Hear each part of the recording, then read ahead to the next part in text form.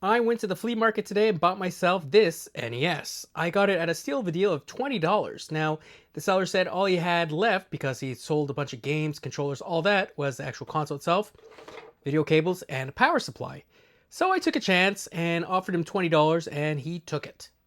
These are generally pretty easy to refurb. You just kind of take all the screws out, flip it over, take the top off, take the shielding off, all that, so you can get to the pins that hold the cartridges. What I do is I just boil them. I know that sounds strange, but I boil them, cleans those pins up so that pretty much almost every time the games work.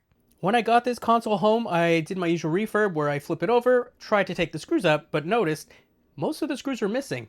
In fact, the only screws I found were these two right here, and they definitely did not come with the console. Removing the lid, I was greeted to this. Now, it might not look strange to you, but there should be a metal shield right on top of this. And in fact, most of the screws are missing. The only screws that actually were left over are right over here. These are all the screws that hold down the cartridge slot right over here. So obviously someone had been in this console.